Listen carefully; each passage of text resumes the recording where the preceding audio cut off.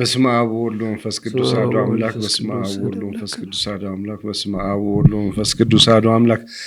በክርስቶስ ክርስቲያን ተባልኩም ደቂ እግዚአብሔር ናማ አምላክ ወላዲተ አምላክ ና ቃል ኪዳን ውላድ ቤተሰብ ገዛ አብርሃም ከመይ ጸኒሓቱም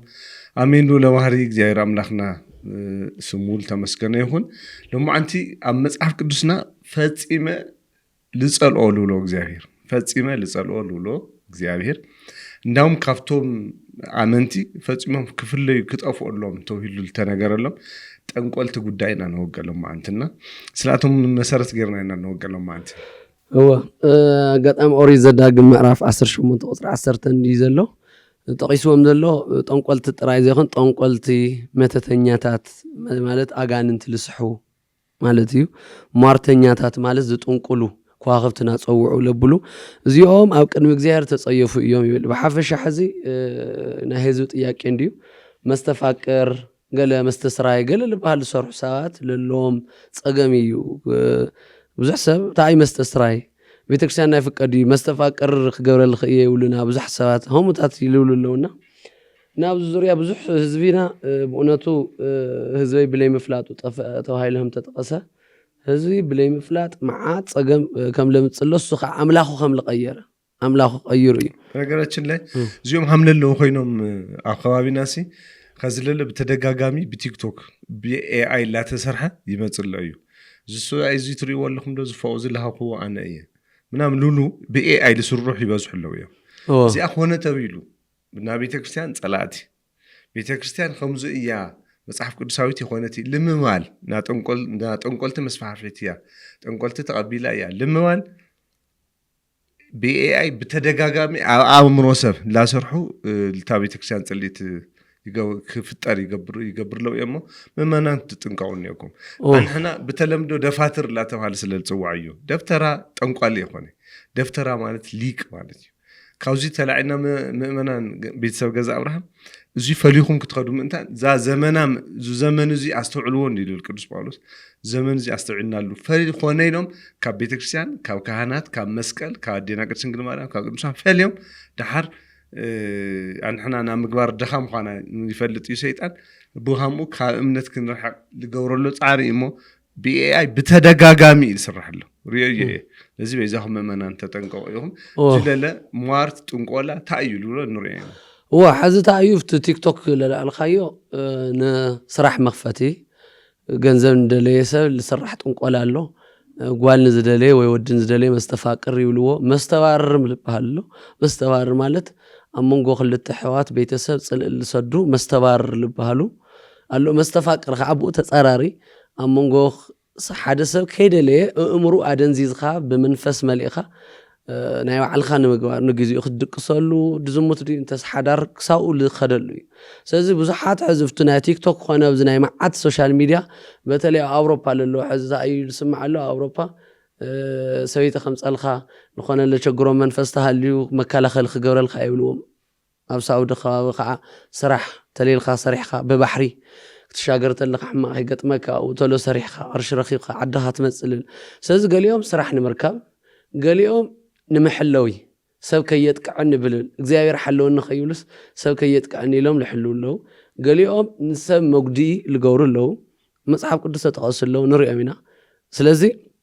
አሎ ሰብ ሱር ንምታይ ከምዚ ጥንቆላ መስተፋቅር ጥቅም ክባት ለሐደ ፍርሒ ኣብ እግዚአብሔር ዘሎ እምነት እንድሕር ዘይል ቀጻላ ህይወትስ ከመይ ይኮን ይብልሞ ናውዞም አውደ ነገስት ዝባሉ ጥንቆላ ኮኸብሎ ቆጽሪ ይኸድ እንደ ቆልዓ ይኸወልድ ከመይ አሰይተይ ናበለ ትናይ ቀጻላይ እግዚአብሔር ትለጨነቁኩም እግዚአብሔር ደጎል ብል በባዕሉ ብናይ ሰይጣን ልክ ከምዚ አዳምን ሔዋን ልጎርወና መጀመሪያ ኃጢአትያ አዳምን ሔዋን ታይም ገይሮም ተጠቂስለሎ አዳምን ሔዋንን እግዚአብሔር ካብ ዘወሎም አነ ምሳኹም እየ ኢሉ ባሪኹ ገነት ተቀመጦም ካብ እግዚአብሔር ወጻኢ ካሊ መራሕ ይደልዮም ካሊ ምስ ደራሕ ምስ ደልዩ ናይ ሰይጣን ትምህርቲ ሰምዖም እግዚአብሔር ዘአጽበለስ ከይተወልዕዋ ተወልዕኹም ትሞትዩኹም ኢልዎ ሰይጣን ወጻኢ ከዓ ተወልዕኹም አምላኽ ትኾኑ ኢኹም ህይወት ክልይኩም ስለዚህ ሰባት አዳምን ሔዋን ካሊ አምላኽ ምግባር ጀሚሩ ኣብ ገነት ናይ ባዕሎም ባዕድ ጣዖቶም ጽዮም ልክ ሰባቱን ኣብ መሬት ልክ ኸሙ እዩ ታይሉ ኤርምያስ 29 ቁጥር 11 ለሲ አነ ይፈልጠኩም ይብለና ሁሉ ነገር አነ ሁሉ እንተንኩም ይፈልጠኩም እግዚአብሔር ሁሉ ነገር ይፈልጠና እዩ ጸገምና ይፈልጦ እዩ ሕሉፍ ታሪክና ይፈልጦ እዩ أنا يفلطلكم يناله يردوا لكم يناله سيد أني الفلط اللي الخدات أنكو على مخنا وعلى الخالة كفتنيا وانجل مخاني إذا بمسرته بتلاقي أبزي مدرح حبش على بحال أب إثيوبيا أب تجراي أب إيرترا خمت حد اللي أو تقى بيت كريستيان نخموني لهم تقى بيت كريستيان يخونوا عينات زبها يوصوا مستسراي لبها له حزب بزح مستسراي تعمل قرب ناشوعات علتات كان قبيرو يلبل مستسراي لبها المصحف له مفتي سراي يلوه هاو قلت الشح مش الشح كم عقم متخفل بدحريو زخونه يتشنق ان اللي خاطيل خا محلوي يقور لخ اذا خافتم لغرما موغس زبها له غرما موغس كليكا ملك عقابي زبها له عقابي ملائك لبها لك እግዚአብሔር መልአክ ከም ለሕሌካ ሰይጣን ከሕሌካ ካብ ጥይት ካብ ጸላይ ካብ ገለ ይገብሩ ህልመ ዮሴፍ ዝብልዎ ኢልመ ዮሴፍ ብእግዚአብሔር ሕልሚ ይሓሊሙ እዚኦም ከዓ በአጋንንቲ መዓት ሕልምታት ክትርኢ ይገብሩኻ እዚኦም ወዲ እዚኦም ብሙልኦም ልገርም ስም ክርስትና ኻዮም ልወስዱ ስም ክርስትና ኻይወስዱ ሽምኻ ይሕዝዎ ካብ ድሕሪኡ እንደግመልካ ይውልኻ ልገርም ግን ብዞም መስተስራይ እዚኦም ጥንቁልና ክሰርሕ ወይ ሓሚመ እየሞ ምሕለው ጎር ለይሉ ልኸደሰብ ቶም አጋንንቲ ካብዮም ልጽውዑ ካብ በረኻ ካብ ባሕሪ እዮም ልጽውዑ ከበርቲ አጋንንቲ እዮም ኣብ ሰውነት ከምስ ሓደሩ ፍቆዱ ጸበል ከርተት ኢልካ ተለይ ወፂኻዮም በቀሊሉ ወፂ ይኾኑ ወይ እዚ ትባል ተሎ ለለይኣምን ሰብ ዓርሱ ፈቃዱ ኣሕሊፉ ለሃርሰብ ለይጾም ለይሰግድ እዩ ትኽክል ብዓዊ ህርዚኦም ለማለ ኮይኑ ግን ሓደ ኣይቀርብዎ ትኽክል ቶም ልኸዱ ብዓዊ ቱ ልኸዱ ኮይና ለና ወነጻ ፈቃዶም ለሃው ማለት ስኮይ ትኽክል ቶም ልኸዱ ንሪኦም ዲና ሓዚ እግዚአብሔር ታገይርዎም ከምዚ ዓይነት ሰባት ቶም ናብ ጠንቋሊ ህዝብና ብሙሉ ገጠር ከባብኮ መጀመርያ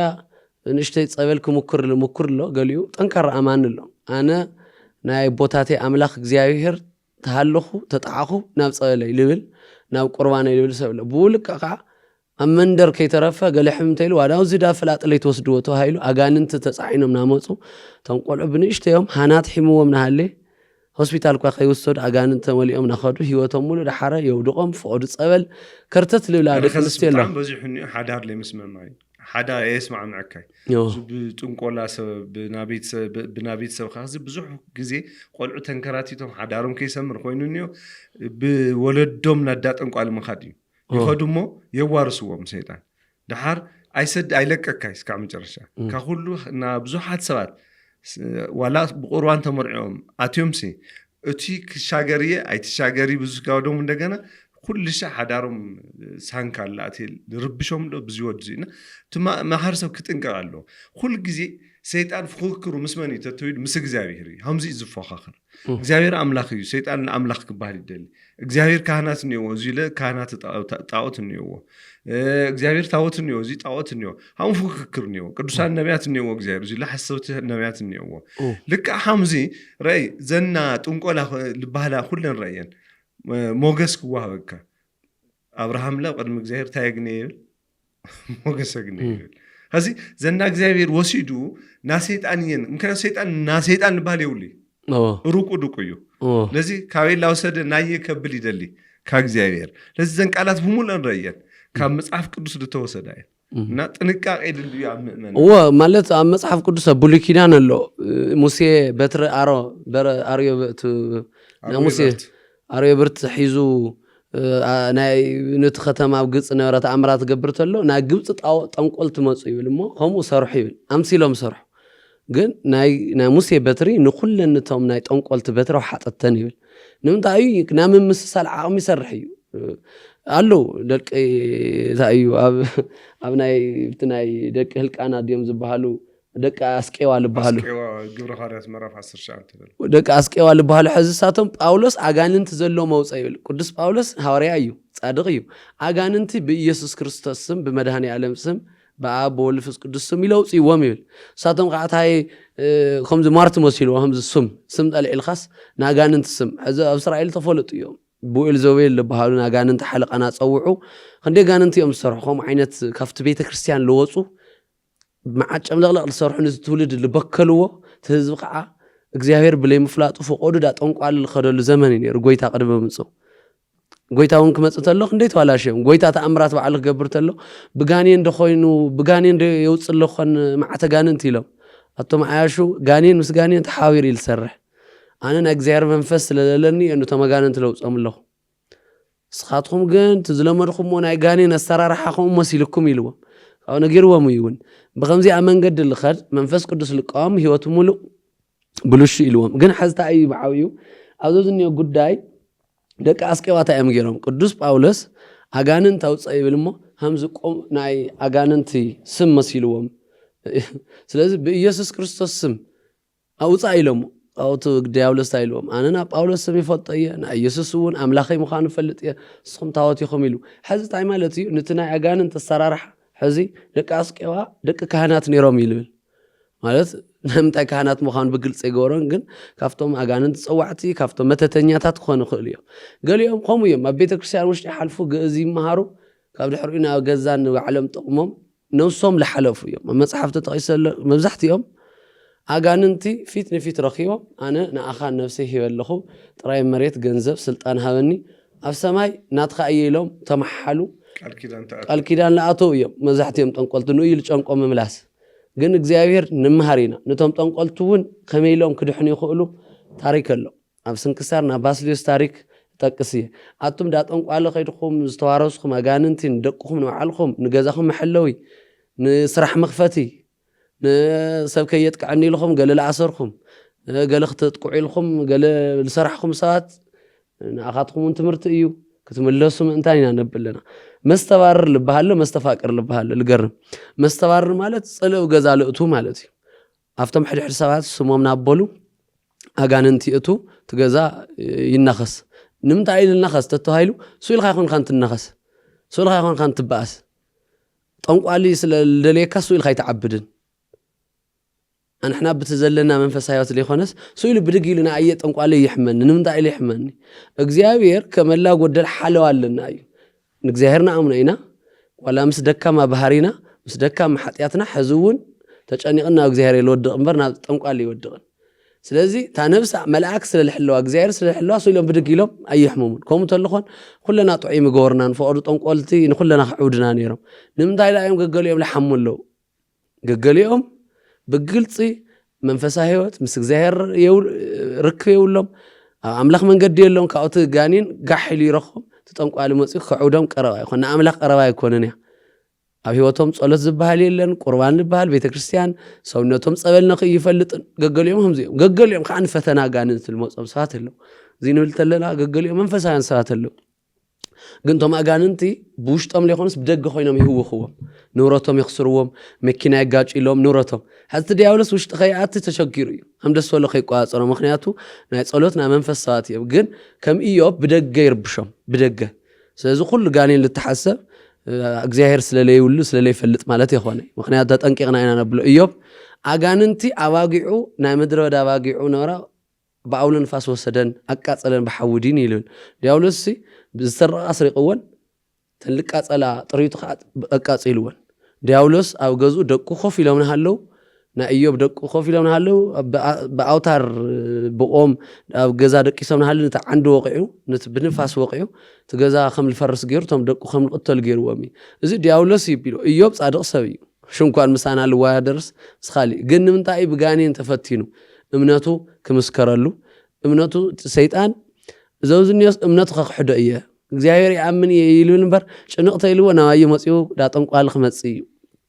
ስለለይ ክርስቶስ አለው መጽሐፍ ተጠይሱ ክርስቶስ በረኻ 40 መዓልት ኸርተለሲ ወዲካ ተሰጊድ ካለይ ሁሉ ስልጣን ከበካ ይخلተል አታ ሰይጣን ካይርሐቅ ግልጽ ይቆሚጡ ንግዚአብሔር ካስገድ ይተዋይልን በር ንሰይጣን ስገድ ንጠንቋል ስገድ ና ሰይጣን ወኪላት ለኾኑ አይተዋለን ታይና እንጠቅስለና ማንም ሰብ ኣብ ጭንቂ ኣብ ምድረበዳ ክርስቶስ ኣብ ምድረበዳ ማለት ኣብ ጭንቂ ጥሜትኒ ኣብ ህይወትኩም ጭንቀት ክመጸኩም ተለ ክርስቶስ ኣብ ጥሜት 40 መዓልት ጠሚወን ሃለ ሰይጣን መጽዩ እንድሕር ሰጊድ ካለሲ ትልጨነቀካ ፈትሐልካየ ይብለሎ ግን ክርስቶስ ናአና ከምረና መንታን እሱ አምላኽ እዩ ግን አና ታይብለና ኣሎ ኣብ ህይወትኩም ሰይጣን ምድረበዳ ለኾነ ችግር ከምጸልኩም ተሎ ገሊ ስራሕ ሲኢነ እየ ስራሕ ኣብይኒ እሞ ኣብ መስርሕየ ዳ ምግብ ቤተይ ና ጠንቋል ኸንጠልጥል ይሉ ገለ የንጠልጥል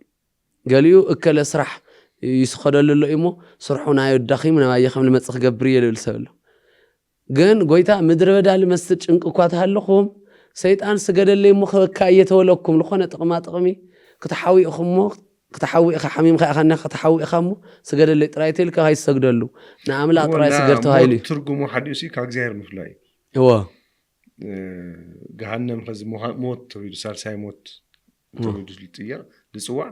ካብ እግዚአብሔር ዝተፈለዩ ሰባት ዝቕፅሉ ስለዝኾነ እዩ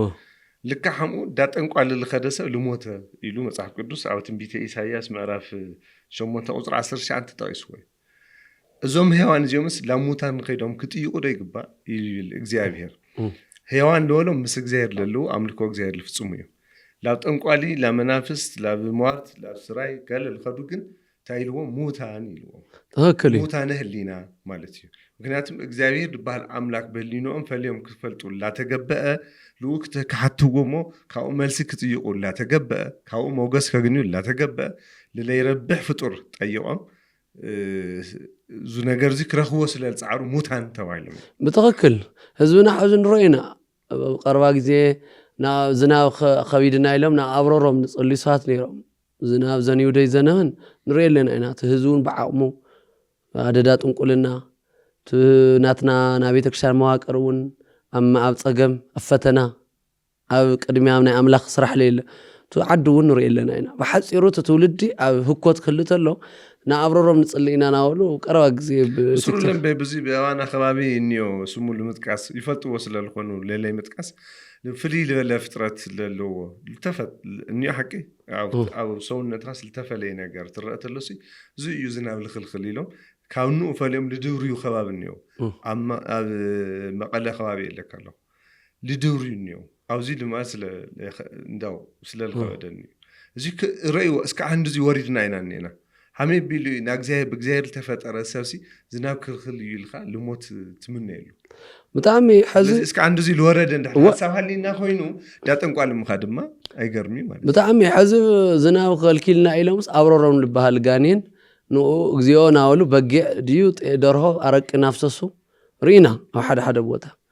እንታይ እዩ ካብዚ ንዕቅብታ ኢና ክንወስኽ ዝነበርናየስ ይኣኽለኩም ዝሓለፈ መዋእልስ ይኣኽለኩም ኢሉ ጴጥሮስ በቃ ብጥንቆላ ብዕብዳል ነበርኩም ሕዚሲ ዘመኑ እውን ረእይዎ ሰላም ከም ለይኮነ ትለመንኩሞ ጠንቁልና ዝኸድኩሞ መንገዲ ኣደዳ ሕማምና ዕብዳ ነቢልኩም ተዋና ንሕዝታ ኢና ክንገልፅ ደሊና ብዓብዪ ብበዝሒ ህዝብና ሓዚ ዝገልፆ ኣለዎ በተለይት መንእሰያት መስተፋቀርታ እዩ ልብል ሰብ ኣሎ እዚ ናብትና መስተፋቅር ኢና ብስሩ እውን ክንመሃሮ ስለ ዘለና ኣብ መፅሓፍ ቅዱስ ክፍሊ ሰባት ናብ ዳ ጠንቋል ዝኸድሉ መንገዲ ብዙሕ እዩ ብዙሕ መንገዲ ሳኦል ኣሎ ስልጣን ከም ዝምልጠሎም ከም ዝፈለጠ ናብ ጠንቋል ኸይዱ ነታ ሰበይቲ ጥንቁልና ጠይቕዋ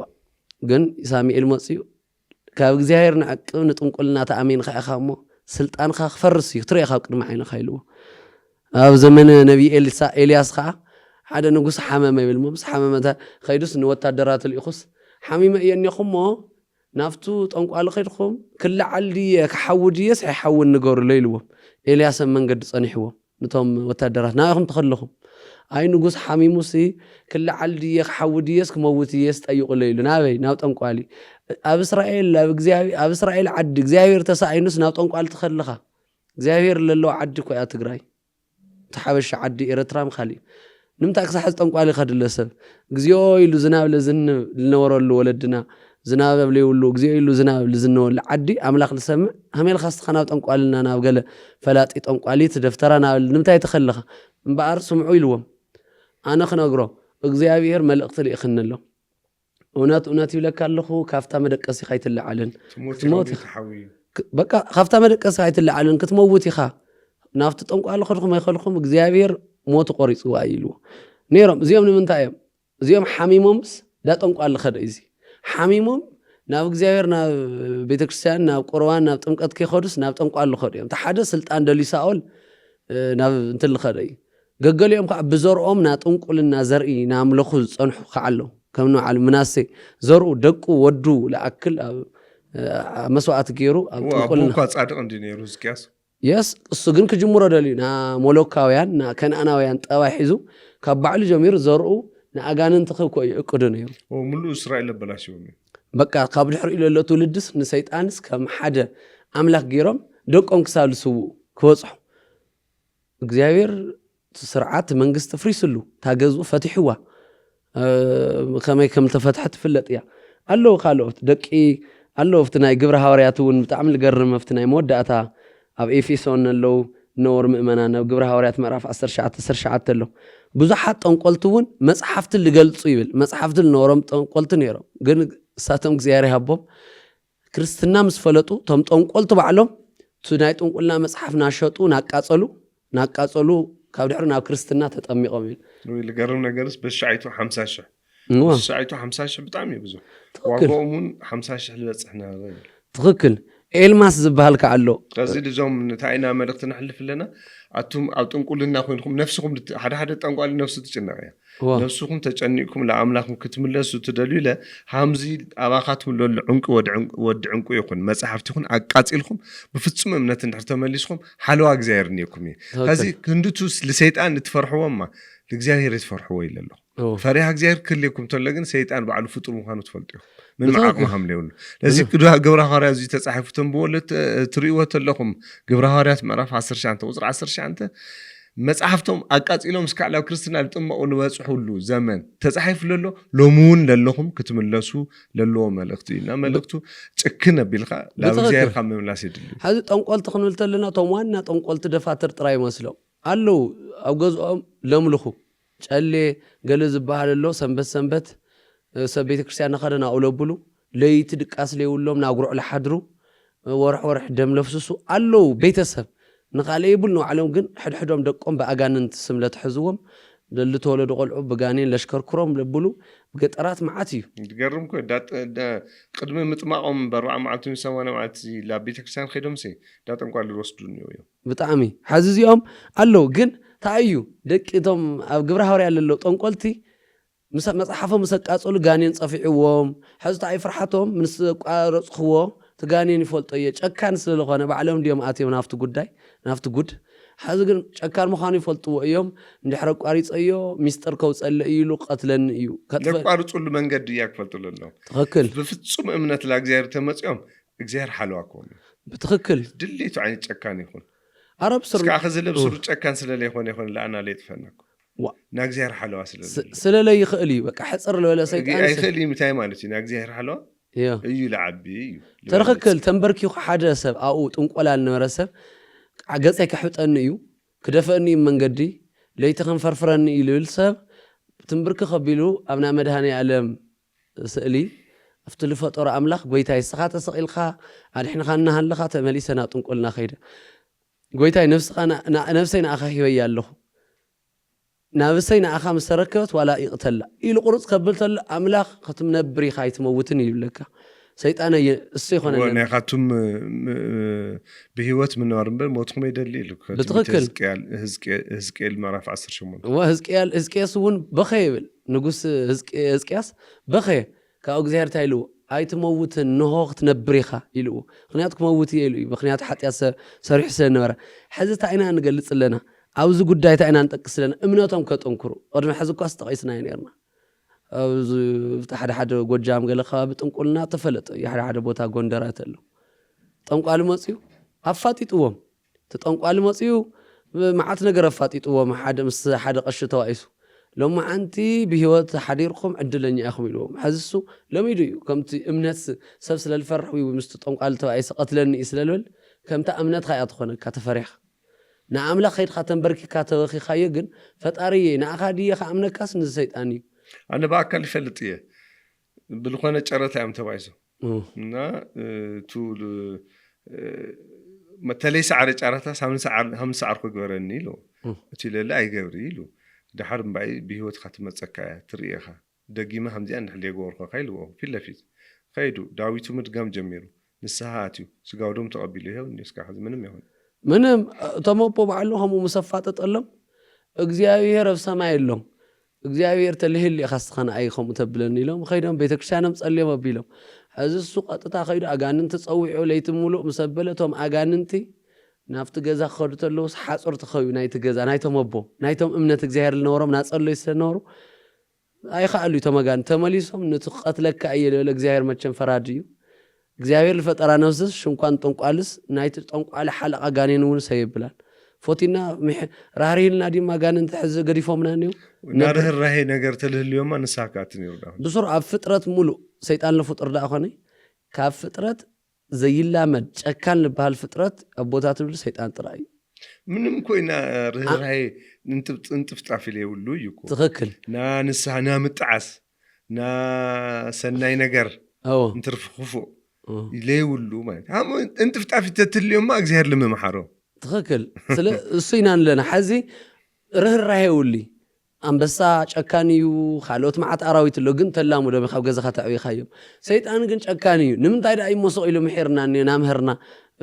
ጸረናቱ ኢና ነምህር ለና ሕና ንምንታይ ኢልና ለየብለና ነቶም ለሓሹ ቦታት ንምንታይ ኢሉ ይሕመሞ ኣይኽእሊ ሕጽር ልበለ እዞዝኒ እምነትና እዩ ኣይኽእሊ ስለ ልፎቴና ኾነ ንቱናይ አምላኽ መንገድ ለምህርና ጠሎ ቀትለ ነይሩ ግን ኣይኽእልን አምላኽ ሓላውሎ ፍጥረት ሙሉ ጠጠው ይመለን ዝሮ ግን ሕዚ ናፍታ ዋና ነጥቢ ክመጽእ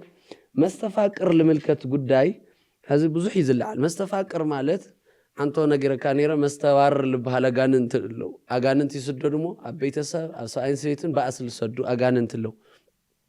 ቅንእ ለለዎ ሰብ ጽልእ ለለዎ ሰብ ቤተሰብ ኸይድካ ባእሰለ ይብሎም የባእስዎ ተኻሊኢት ግን መስተፋቅር ከዓ ልበሃል እዩ ዝኾነት ጓል ፎትየ እየ ስለዚ ታ ጓል ናተይ ክትኾን ጠይቀያ እምቢላትኒ እያ ወይ ድማ እሺ ትብለኒ ትኾን ስለዚ ብጋኔን ሓይልሲ እሙራ ደንዚዝኻ ብሰይጣን መንፈስ ናተይ ከም ትኾን ገበረለ ኢሎም ገሊኦም ዳ ጠንቋል ይኸዱ ምስ ኸዱ ብጣዕሚ ሓደገኛ እዩ ገሊኦም ስመን ይሕዝዎ ገሊኦም ፎቶአን ከምዚ ፀጉረን ገሊኦም ልዎ ቀልድኒ ሓቂ ፀጉራ ቆርጽ ሓምጽ ኢሎ ለካ ታቆል አሰሙን ሙሉስ አርቲያ ገራኒ ቆሪጹ ተወሰደስተ አርቲ መንዲ ሐሚም ታንዳዊት ሐሚም ታንዳዊት አርቲ ሓቂ ካንዲ ልመጽልባል ወቀሊ ለዚያ ከሐምም ፀጉራም ጽተው ኢሉ ፀጉሩ ተወሰደት አርቲ ታርቲ ለል ናዛ ሃንዳዊት ናምን ሐሚም ተዊል ቀልድን ይና ኸዚ ፀጉሩ ቆረጽኻ ባይዞይ ሰብ ትእዛዝ ተወተል ኸልፈት ንዓና ማሕረሰብን ዓብይ ሕማም እሱ እዩ ፀጉረ ምፅእ በቃ ፀጉሪ ተባሂለ እዚኣ ኸይድ ከፍቲ ቀበራ በቃ ቀበራ ተባሂለ ወያ ምንም ይኾነ ፀጉረ መምፃኻ ስመ ክርስትና እንዳውም ለስመ ክርስትና ልምቅላል ኾነ ተዊል ብሰይጣን ተሰርሐ ስመ ክርስትና መምፅሞ ንዕብደልኻ በበይ ሓይለ ኣነ ፍቅረ ኢየሱስ ተባሂለስ ለኢየሱስ ክርስቶስ ስም ስዕሮም ክመፁ ሃሜን ይስማዕማ ሃሜን ይስማዕማ ስመ ክርስትና ኣይዕብድ በምንም ታምር ግን ምንታን ምቅላል ክመጽእ ምቅላል ከዚ ለምሳሌ መስቀል ረግጽ ፍርሓት ከሓድረካ መስቀል ለረግጽኩም እቶ ይልባህልሉ ንዮን መስቀል ጽሊት መስቀልስ ከሓድረካ ምንታን ምንም ይገብሪ ዓቅሚ ይውሊክ ባህል ምንታን ትክክል ስም ክርስትናኻ ገይሮም የትሕዙኻ ክባሃል ተሎ ማኽልተ እንዲ ትርጉሙ ሓደ ዋ ስም ክርስትና ዳ ኣብ ቤተክርስትያን እንዴት ወሃዩ ሙና ቤተክርስትያን ድማ ናይ ጋኔን ኮይኑ ስም ክርስትናስ ወይ ጋኔን መፍለጥ እዩ ማለት ኮድ እዩ ለኻ ገሊኦም ናጋንንት ስለልኾነ ስም ክርስትና ኢልኻ ክትሓስብ እንታን ክትሓስብ ምን ዓቅሚ ምቅላል ማለት ታኻሊት ስም ክርስትናኻ ስለልጥቆሙሉ ይኾነ እዚ ዋና ስለልጥቆሙሉ ታ ነፍስኻ እዮም ቶም ኣጋንንት ክልኣኹ ተሎ ናብ ነፍስኻ እዮም ልኸዱ ምስ ስም ክርስትናኻ ጉዳይ የብሎም ታ ነፍሲ ግን ይርእይዋ እሞ ሓለዋለ ይብላ ኣምላኽ ልበሃል ለይትፈልጥ ጠቕላላ ጋሕ ልበለ ከምዚ ጋሕ ዝበለ ማዕፆ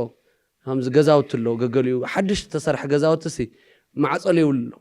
ካብኡ ኣብቶም ጋሕ ልበለ እንታይ ድዩ ዝኣቱ ሸፋቱ ዝኾነ ሰሪቆም ካብ ከተማ ናውዓት እዮም ዝኾነ ኣብኡ ዝቐብርዎ ገሊኦም ኣብኡ ይሸኑ ጋሕ ልበለ ገዛማ ሰብ ኸይዱ ገሊኡ ይሸነሉ ገሊኡ ጓሓፍ ይደፍአሉ ገሊኡ ቆማር ይፃወትሉ ተሓዊኦም መዓት ቀጠፍቲ ገሊኦም ከዓ ሰሪቆም ኣብኡ ይሕብእሉ ልክዕ ከምኡ ማለት እዩ ሰውነትካ ናይ ኣምላኽ ሓለዋ ዘይብሉ ትኾይኑ ኣምላኽ ኣይፈልጦ ተይልካ ኣደዳ ሰይጣን ኢኻ ትኾን ነጊርና ኣሎ እዩ ጎይታ ሰባት እግዚአብሔር ካብ ሰባት አጋንንት ተውጽዩ ናብ በረኻ ይሰደሎም ቶም አጋንንት ካብ በረኻ መጽዮም ታ ነፍሲ ታ ጋኔን ዝወፃ ነፍሲ በአምላኽ ከይተሓለወት መንገዲ አምላኽ ጸሎት ንጎ ኣይትፈልጥ ምሸት መንገዲ አምላኽ ለይትፈልጥ ፈጣሪ ኣመን ምዃን ለይትፈልጥ ትኾይና አጋንንት ተኣኪዮም ይምልኣቱ ጋሕ ልበለ ገዛና ኣበይ ተረኸበ ኢሎም ይኣቱ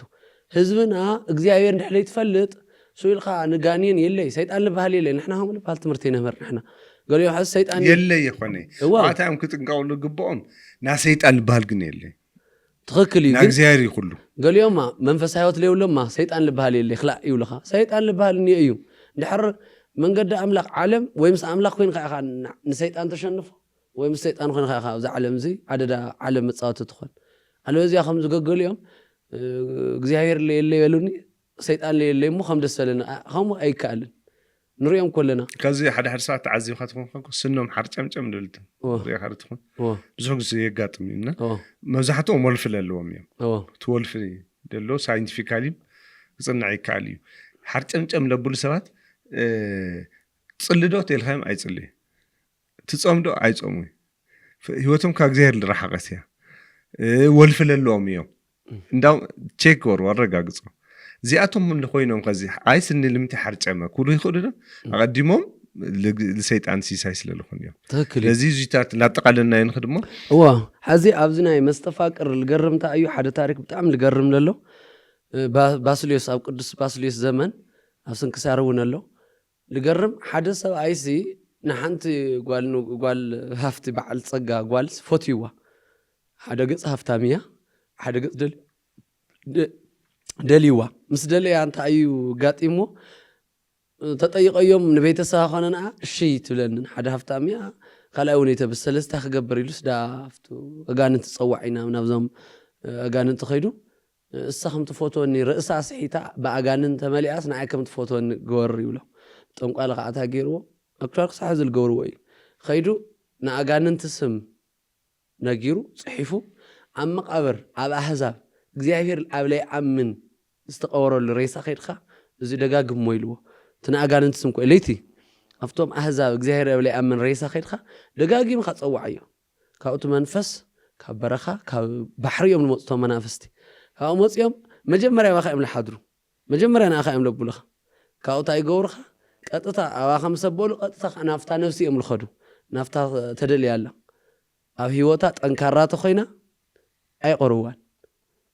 ተመሊሶም እዮም ተማጋንንት ንኣኻለ ደንዝኽ እንድሕር ሓለዋ ዘይብላ ኮይኑ ግን ኣብ መንጎኻና መንጎ ክልጤኻ የተሓዝቡ ንኣለ እሙራ ይቋፀሩ ወይ ደንዝዝዎ ሞ ፈቃዳ ዝኾነ ሰብ ይደልዮ እዩ ኣይደልዮ ይብል ፈቃዳ ይሰብርዎ ሞ ከም ዝኾነ ነገር ሰባት ዝሙት ክሰርሑ ወይ ሱስ ለመደ ሰብ ናፍታ ሱስ ሽጋራ ይለጓዮ ናፍታ ጫት ለጓዮ ልክ ከምኡ ትሰብሱር ኸውየር ግንየ ይብላ እንድሕር ናይ እግዚኣብሔር ሓለዋ ረኺባ ተሃሊዋ መንገዲ ኣምላኽ ቶም ኣጋንንቲ ኣይሰርሕን ማስረጃ ከም ለይሰርሕ መስኢሎም ኩሉ ክሕሙሙ ይኽእሉ እዮም መምር እስራኤል ኢኻ ኣይሕሙሙ ይትብለና ኣለኸም በይኑ ኩሉ ክሕሙ እዮም ኣይሕሙሙ ማስረጃ ልገርመካ ኣትናስያ ትበሃላ መጽሓፍ በቀዳማይ እውን ጠቕስናይኒ ኣትናስያ ትበሃላ ኣብ ዘመነ ቆጵርያኖስ ዝበሃል ጳጳስ ድሓር ኣክቹዋሊ ፉሉ ጠንቋሊ ነይሩ ቆጵርያኖስ ማለት ኣትናስያ ትበሃል ክርስቲያን ቤተሰብ ለለዋ ባዕላ ክርስቲያን ጠንካራስ ወዲ ንጉስ ፎቲዋ ካብ ድሕሪኡ ጣዖት ዘምልኽ እግዚኣብሔር ልበሃል የምልኽን ፎቴኪ ክምርዐኪ ይብላ እሺ ሓዳር ንገብር ንኽእና ግን እምነትካ እንታይ ትብሎሞ ኣነ ጣዖት ና ወለደይ እማን ጣዖት የለምልኽ ጣዖት ኣምሊካማ ኣነ ምስኻ ሓዳር ገብር ይኽእል ኣነ ለምልኾ ኢየሱስ ክርስቶስ እዩ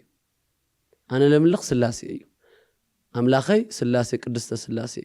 ኢየሱስ ክርስቶስ የለምልኽ ስለዚ ተተቀይርካ ጽቡቕ ተለይኾነ ኣይኾነ ትብሎሞ ኣነማ ሃይማኖት የብሊ ግን ከሪአኪ ይብላ ካብታይ ከም ልገብር ይፈለጠቲ ሳ ግን ሂወታ ኩሉ ሻዕ ኣብ እግዚኣብሔር ተሓፀረ እዩ ንጎ ክትለዓል ምሸት ክለዓል ጸሎት ኣለዋ ቃል ኣምላኽ መጽሓፍ ቤተክርስትያን ኸይዳ ትመሃር ስብከት መጽሓፍቲ ተንብብ ኣብ ሂወታ ብቁርባን ተብል ነበረት እያ ካብኡ ናበይ ኸይዱ ናፍቲ ዋና ናፍቲ ዓዲ ነበረ ቆጵርያኖስ ዝበሃል ጠንቋሊ ኸይዱ እቲ ቆጵርያኖስ ልደለዮ ሰብ ይልሕምም በቃ ምክንያቱ ህዝቢ ብሙሉ እግዚኣብሔር ላይ ኣምን ስለነበረ ከም ደስ በሎ እዩ ናብ ፍሉጥ እዩ ናብኡ ኸይድካ ሰብ ከይዕበድካ ይትኸድን ይተባሂሉ ይለመነሉና ኣትናስያ ትበሃልኒያ ኢሉ ሹማ ሒዙ መፅዩ ትበሃልኒያ ናዕብደለይ መስተፋቅር ገበረለይ ሞ ናባየ ከም ትመፅእ ገበራ ይብሎ ሕራ ኢሉ ክፈል ይበሃል ወዲ ንጉስ እዩ ሃፍታሚ ብዙሕ ቅርሺ ይኸፍል ምስ ኸፈለ ለይቲ ሙሉ ኣትናስያ ትበሃል ነብሳ ኸይድኩም ቀጥታ ኸይዳ ንንጉስ ንትወዲ ንጉስ ይቅርታ ከም ጥይቆ ኣነ ፎቴካ እየ ደልየካ እየ ንሓዳር ደልየካ ኢላ እንዶ ተንበርኪኻ ሓዳር ገበረለይ ከም ትብሉ ኢኹም ትገብርዎ ኢሎም ተበጋንንቲ ኢለኹም ምስ ኸዱ ኣብ ሂወቶም ሪኦም ሞለይፎ ተበጋንንቲ ተላዒኾም ክለኣኹ ተለዉ ለይትሳ ጸሎት እያ ትገብር ክትድቅስ ተላስ ጸሎት ዳገበረ ጸኒሓቶም ካብኡ በሪሮም ተመሊሶም ገሪምዎ ንመጀመርያ ግዜ ኣጋንንቲ ልኢኹስ ስርሖም ይፈጸሙ ከይሰርሑ መፅዮም ታ ትገብሩ መፅኹም رمتها يا خالنا لخون تصقم سلوف تجزا تنفسسي تنفس እግዚአብሔር ትፈልጥ ያ ብለው እግዚአብሔር ልባል ይፈልጥ ነው ቆጵሪያን ሰጋጥ አምሱ ብልማድ አህዛብ ስለነወረ ናይ ዋዕልና ዓዱ ጣወት ይለምልኽ እምበር እግዚአብሔር ኢየሱስ ልባል ይፈልጥ ታዲያ ተምልኽ ካውናት አምላኽ ዲ ዓብይ ኮይኑ ይልዋ ኢየሱስ ያ ተምልኽ ይሎም ምን ኢየሱስ ይልዎ ይብለኩም ለኹ ድጋሚ ኸዱ ከም ጠንቋል ሊመስሉ ኢየሱስ ሓደ ጣወት ይመስሉ ኸዱ ይልዎ በርካላ ያ خالنا ኢሎም ዝተመለሱ أنا زعل عزي آخر خوانيني كم ناتي تنقلنا ناتا إيسوس كريستوس عبي اللومو إيسوس من مخانق طيقاي له خيرو ولعر ترى كريستياني من بهالو تاريخ نجيراتو تسقيل دحننا أبسا ما يخون مري بتشني عملق إيسوس كريستوسي زسخاتهم لخط أوت ناول الدخل مس أجاننتي مسولته أبسونته تومنا أجاننت حيلي تقنتي تم خود المستردة بدحريو تنسيه باخيو أبسوا أي قدامات يود حرمون كيس أباسي خوين أبي تكريستيان سيستعينان لنا مستفاكر سقيل أي خدي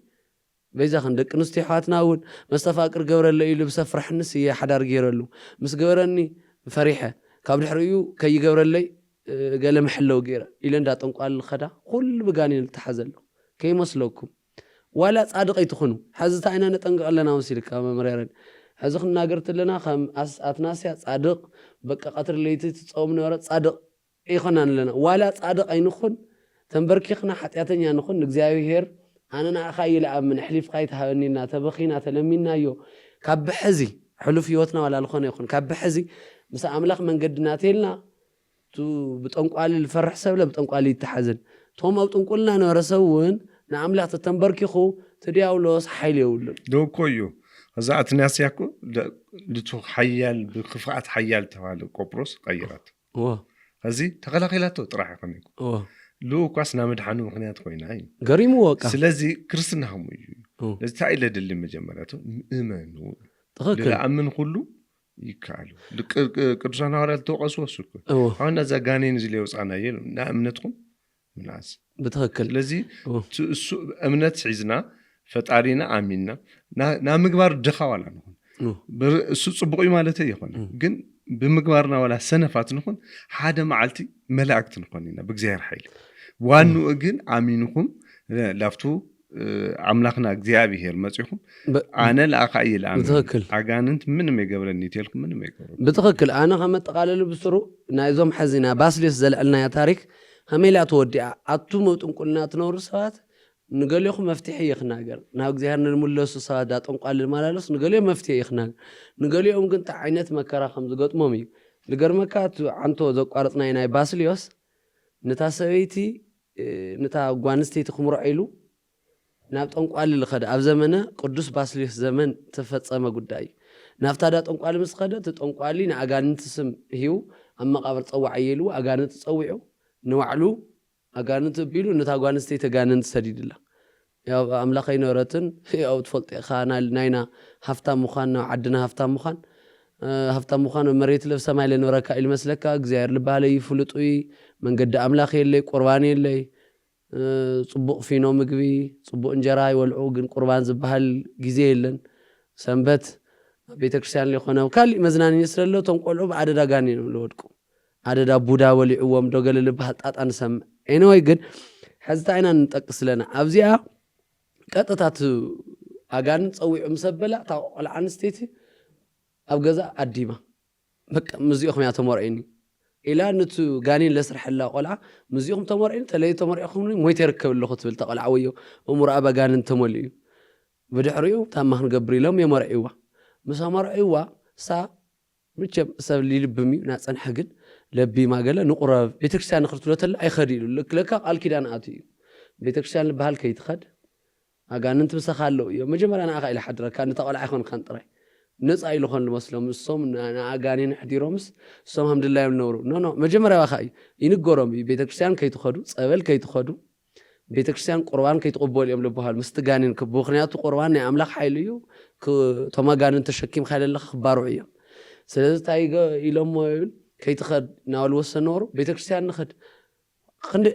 خامن مرع جميرنا بيتكريستيان خلينا نفلت نمتى خليت خيلا تشجع مسبرت حدا معلت قلص نغيروا اتا حفتي انا بمستفاقر بتنقل اي رخيبكي سلازي انا بتنقلنا خيده كيتخرت هايلي እምበር ኣነ እውን ነፍሰይ ተጨኒቐ እኒኹ ሰላም የብለይ ስኸ እምሮ ክደንዚዙ እዩ ኣነ ከዓ ነፍሰይ ተጨኒቐ እያ እና ኣነ ሰላም የብል ቤተክርስትያን ሊኸድ ስለ ልፈርሕ እየ ትብሎ እሞ ናብ ባስልዮስ ሊቅ ናብኡ ወሲዳቶ ናብቲ ዋና ጳጳስ ነበረ ባስልዮስ ካብቶም ዓበይቲ ቅዱሳን ነበረ ጳጳስ ጥራይ ነበረን ጵጵስና ምናልባት ማዕረግ እዩ ሓደ ቅድስና ከዓ ካሊእ ጉዳይ እዩ እና ጻድቕ ስለነበረ ክሪኦም ተሎ ኣጋንንት ኸብዮም መርዩ ስማዕ ኢልዎ ነቲ ናይ ዲያብሎስ ስራሕ ክትገድፎ ትደሊ ዶ ኢልዎ ኣረ ክገድፎ ይደሊ እየ ህይወተይ ሙሉእ ንኣ ካብ ጋኔን ዝሕድር ሓሊፍ ደቂሰ ይፈልጥን እሳንዶ ትድቅስ ተብል እያ እሙራእየ ቢለ ኣነ ግን ደቂሰ ይፈልጡ ሰላም የብለይን ኩሉ ሻዕ ነፍሰይ ይኣቱ ይወፁ ምስ በለ ብድሕሪኡ ጸሎት ዓውጅሉ ጸሎት ሰዋየ እተይልዎ ሰዋየ ከኣቶ ተሎ ታኣይ ጋጢሙ 3 መዓልቲ ኣብ ሰዋየ በይኑ ጸሎት ክገብር ተሎ ኣጋንንቲ ኣብ ውሽጢ ነብሱ ናወፁ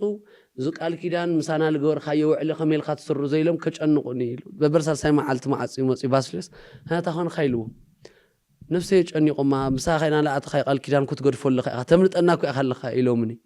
ፀገም የብሉ 3 መዓልቲ እንደገና ጸልይ ይብሎ 3 መዓልቲ ምጸልይ ቶም ኣጋንንቲ ወፂኦም ወይ ሓይሊ ስኢኖም ደግ ኮይኖም ከዓ ምርብሽ ከምዚ ናይ ኣራዊት ድምፂ የስምዕዎ ሓንቲ ሻዕ ንመወዳእታ ግዜ ጸልይ ምስ በሎ ምስ ኣበለ ምጸልይ ወሓደ ሰዋይ ቶም ኣጋንንቲ ጭራሽ ተበቲኖም እቲ ናይ ደብዳቤ ውዕሊ ለእተይዎ ኣጋንንቲ ለበሉ ኣብቲ ህዝቢ እግዚኦታ ተገይሩ 400 ብቸም ጥንቁልና መናፈስ ትገለ ተኣቱ ኣለኹም ሰባት ንቅርሺ ገንዘብ ብቐሊሉ ተኣቱ ትኸሉ ኢኹም ብቐሊሉ ግን ኣይውፃን ከቢድ እዩ 400 እግዚኦስ 400 ህዝቢ ብሙሉእ ተኣኪዩ ስለቲ ናይቲ ህዝቢ ሓጢያት ስለቲ ቆልዓ ልገበሮ በደል ንእግዚአብሔር ንዛ ነፍሲ እዚኣ ከይተነሰት ከይትመውት ኣጋንንቲ ከይቀትልዋ እግዚኦ ኢሎም 400 እግዚኦታ ተገይሩ ታ ኣጋንንቲ ኡይሉ ወፂኡ ካብቲ ሰብኣይ ምስ ወፀ ሰብኣይ ንስሓ ኣቢሉ ትቁነና ተቐቢሉ ካብኡ ናብ ቤተክርስትያን ማሕበር ተወሲኹ ናብ ቤተክርስትያን ኣትዩ ንሱ ተቐቢሉ ቅፅዓት ተቐቢሉ ቁርባን ተቐቢሉ ምስኣብ ጀሚሩ ይብል ብሓደ ገጽ እንታይ ክወፅ ከም ልኽእል ንሓደ ገጽ ነቲ ህዝቢ ማስረጃ ነቶም ጥንቆልና ልኸዱ ልፈርሑ ተኸይድና ክሕመና እዩ ተገሪፍናዮ ኣቦ ቀሺ ለድሕነና ይኾን ገሊኦም ሰባት ኣቦ ቀሺ የድሕነን ቤተክርስትያን የድሕነን እዮም ንምንታይ ብዙሕ ግዜ ምስ ዲያብሎስ ዝጸንሑ ስለዚ ይድሕን እዩ ኣምላኽ ኣሎ ዝኾነ ቀሺ ኣይኮነን እቲ መስቀል ሒዙ ወለሎ ቀሺ ሓይሊ ኣሎ ብዓብኡ ከዓ እቲ ቁርባን እቲ ጥምቀት ኣሎ ተንበርኪካ ንኣምላኽ ነፍሰይ ድሕና ምባል እዩ እኮ ግብረ ሐዋርያት 19 ኣንብቦ ኢኹም ቤተሰብ ገዛ ብራ ስለዚ ኣብ ጥንቁልና ወይ ልኸድኩም ወይ ጥንቁልና ላሓስኩም ሰባት ተፈሊኹም ለእግዚአብሔር ተተመሊስኩም እግዚአብሔር መሐሪ እዩ ኣቱም ኃጢአት ልኸበደኩም ላባይኑ ኣነ ለክዕርፈኩም እየ ማለት እሱ እዩ ክዕርፈኩም እየ ካብቲ ኸዝለ ኣለኹም ጭንቀት ዕረፍቲ ልህብ ኣምላኽና ኢየሱስ ክርስቶስ እዩ እሞና ካብኡ ኣስተውዒልና ተማሂርና ምኾነ ኣለዎ ምናልባት ዳጥንቋል ቤተሰብኩም ልኸዱ ወይ ማሓደሻ ልኸድኩም